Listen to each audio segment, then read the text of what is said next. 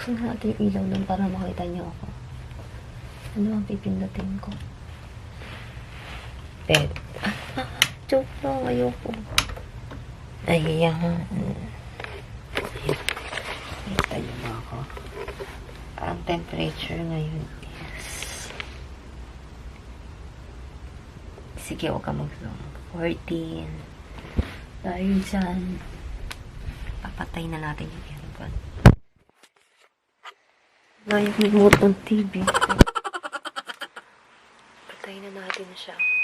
Dapat kasi kagabi hindi ako mag-aircon. Kaso, naiinitan kasi ako pagka matutulog na. Kaya, pinatay ko siya. Nagbukas ako ng aircon. Pero nung isang araw, hindi. Pero ngayon, bet ko lang.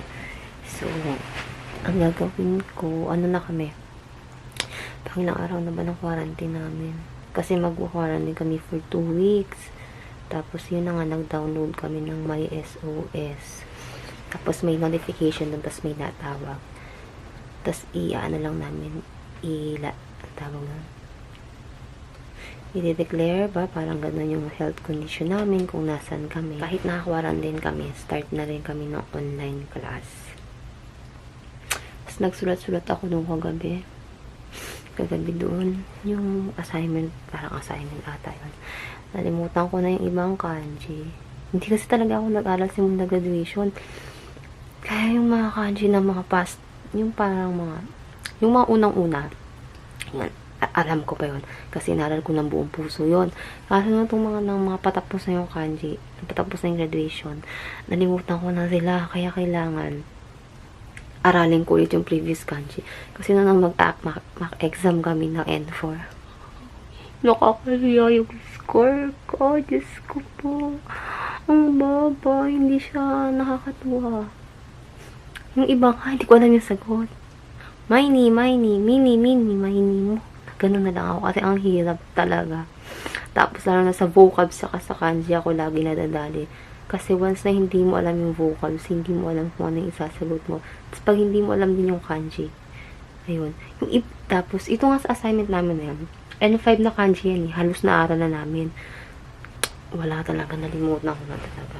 So, ayun. Ayun, so, papakita ko yung view sa labas.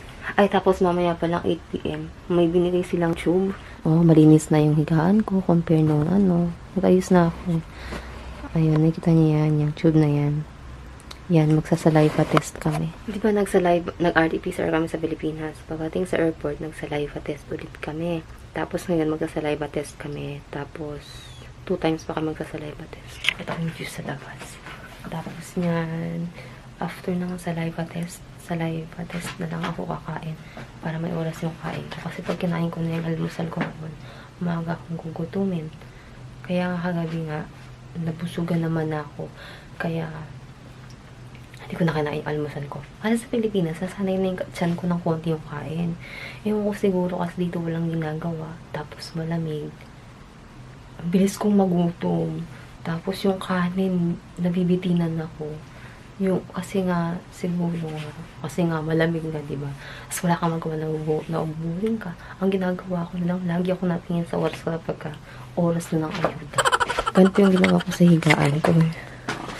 Ito kasi may extra na ganito. Ito kasi natutunan ko talaga sa Saudi nung nag-trabaho ako sa bahay. Major in housekeeping. Alam ko kung paano gawin. Ayan, ganyan siya. Tapos yung view ko sa labas, papakita ko. Feeling ko malamig sa labas kasi 40.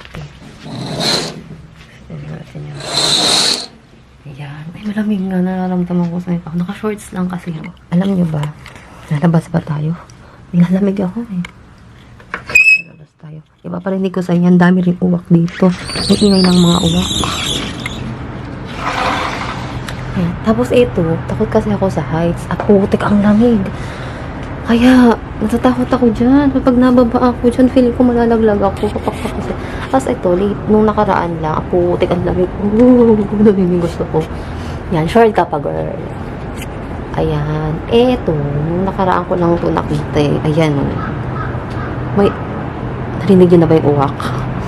Ayan, para siyang may MRT pala dyan sa harapan, pero may iksi lang. Tapos, ayan yung mga puno sa labas. Yung iba green pa. Pero yung iba, ayun na. Eto. Tsaka ayan. Ano na siya? Reddish na siya. Sige, uwak. Mag-ingay pa kayo ba? Ayan na yun yung MRT. O, diba? May MRT sa Japan. Tapos, eto yung view. Ito na. Ayan. Papakita ko sa inyo. Sa kabila kasi, yung view kasi sa kabila. Oh, shit.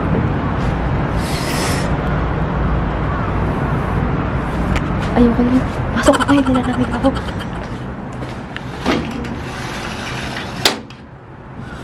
Hindi ko maririnig ang ay.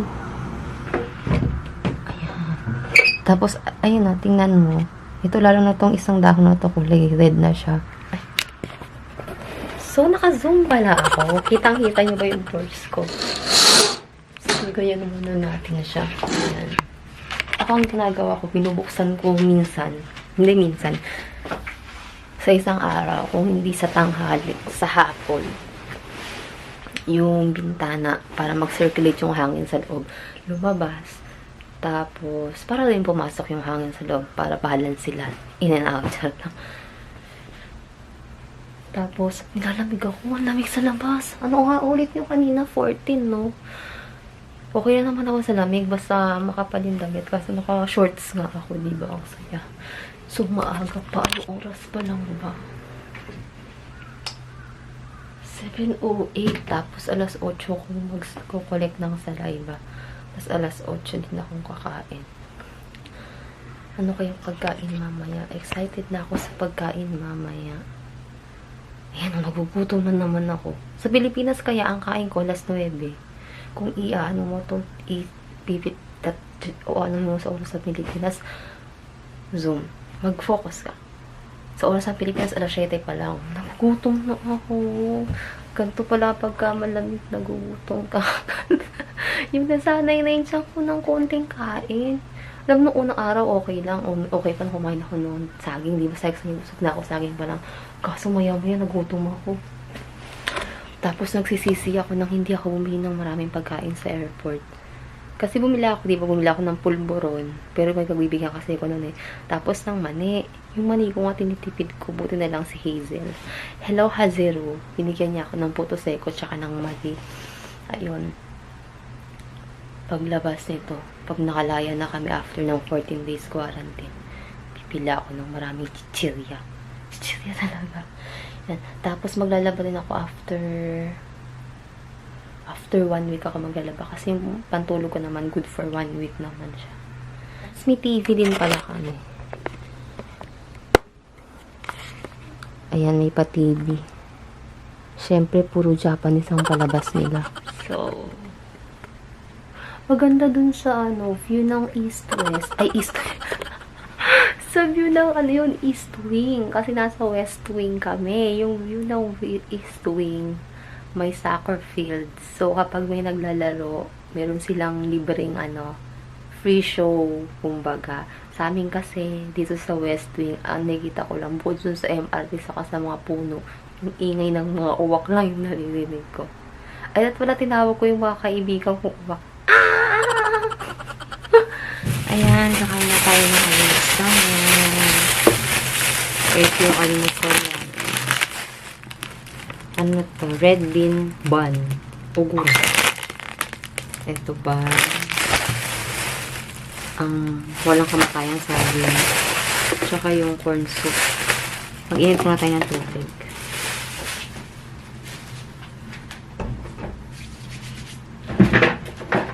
Nag-collect na ako sa laway. 5 ml nga eh. Tapos try ko nanood ng manga kaso hindi naman ako naglaway. So, nagtulala ako hanggang sa maglaway na lang yung bibig ko. Kaya tayo ng almusal na. Ito ulit. Corn cream soup. Masarap to. Get na get ko lasa nito. Lasa kasi mais siya. Kaya ako, di ba? Pero wala siyang mais. Red bean. Alam mo bang hindi ako mahilig sa tinapay? Yun na lang siguro kung mahilig sa tinapay kasi almusal is yung tinapay. Saging. Kahit saging hindi ako mahilig. Pero huwag na tayong choosy kaysa magutom tayo. Alam niyo ba hindi na ako makain ng pickles? Kahapon ng lunch at dinner kinain ko yung pickles nila. Hindi naman kasi siya ganun kaasim na maasim compare ng pickles sa Pilipinas na maasim. Siya maalat na matamis naman na maalat.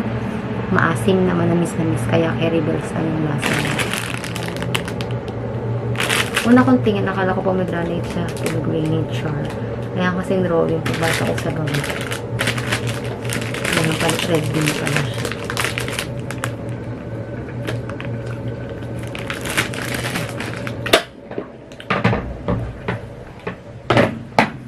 May tayong tubig. Hindi natin. Mas bet ko to kaysa yung nasa Pilipinas na. Ay, hindi. Ano pinatigmo ko sa Pilipinas na? Hindi masarap. Pero masarap sa Pilipinas yung sa normal. Cream and mushroom. Nilalagay ko yun sa beef patty. Para siyang Jollibee. Natutunan ko yung kay Nimay. Ay, may nagpapa-shoutout pala. Mabel from Saudi Arabia.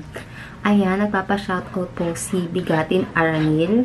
Shoutout na rin natin si Louie Rice, Shakil Moran, at saka si Dane Zaperet, at saka si Mabel. Hello, Mabel! At sa lahat ng kabatch ko, annyeonghaseyo. Tsaka si Ate Carmi from Saudi. Hello, hello. Hello, ano. Kumakatok na. Ay, loko na nga. Di ba may butas sa pintuan gano'n? Pinicturean nila yung butas. May kumakatok na nga talaga. Isip basa ang sabi lang, yung papel din ni Kay. Yung dekudasay daw. So ako, binabasa ko naman. Akala ko ibabalik ko yung papel. Yung pala, amin na yon. Kasi hindi pa siya tumaalis. Tapos parang, alam mo yung parang may sign na hindi niya masabi na okay na. Tapos, halika na sa'yo. Di ba? Ay, may kumakatok na nga ata. Alam niyo ba, meron kami nito. N4 1,500. Essential vocabulary for the JLPT N4. Free. Ito, yun to. Ayan. Isang araw binasa ko, sabi ko, aaral ako. Nakailang page pa lang ba ako? Diyos ko po. Isa't kalahating page pa lang ako. Inantok na ako. Ang saya dito. Sabi ko, mag-aaral ako. Oh, sugoy ne. Ine. Hanggang sila sa ano. Anong oras na ba? Baka malimutan ko, may klase pala kami. Alas 9. Maghilamos pa ako, mag-toothbrush pa ako. 8:19 lang naman. So, quarantine. Ang last namin is November 5. Hindi kami sabay-sabay lahat kasi di ba per batch kami dumating. Ang una kong gagawin, pupunta ako ng Konbini. Bila ko ng chirya. Tsaka na mangangat natin. May malapit na pa. 7-Eleven, 7 minutes walk. Tapos, Family Mart ba yun? Nakatawa namin sa Google Map eh. 8 minutes walk. Tapos yung Ion Mall, 18 minutes walk. Hindi ko lang sure kung 18 minutes talaga siya. Paano ko mabagal na lahat? Pag-uli ka ng kalahati. Mahal kasi yung taxi dito sa Japan. Guys, sa may ano. Magli tayo sa lunch. Mukbang pala itong ano na ito video. Ayun guys, kumatok-hatok pa rin kasi sabi niya nag-arigato gozaimasu pa rin siya. Diba? Ang babait ng mga ni Honjin. Yung nagkatok sila. Tapos sinanong lang nila kung ano yung pangalan ko. Kinonfirm nila. Buti na lang basic yung nakasagot tayo ng very light. Yan, ito yung itsura ng ano, corn soup. Wala siyang corn as in corn. Pero meron siyang parang sabaw lang siya na medyo malabnaw. Tapos ayan, lasang corn. Masarap naman siya. Ayan, mayroong lumabas na from SOS. May nalabas natin yan. I-click lang natin to. Tapos, ayan. I'm here. Pinutin I'm here. Thank you for your ayan lang.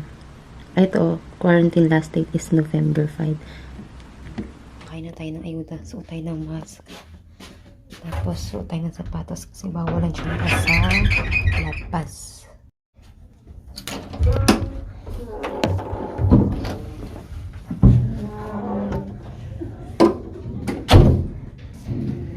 Nawawanan sila ng ayuda sa labas. Ato. May baka hindi na naman kunin. Ay, ano tong sauce na kakaiba? Ay, gusto ko to malaki yung patatas. Eto. Ano to? Ang dami ng rice nila. Dinamihan na ata nila kasi nagugutom daw tayo. Ano to? Kamatis sa... Ano ka, Ron? Ano, buhay ka pa? Ayan, kuha na tayo ng cake. Babalik tayo sa quartz.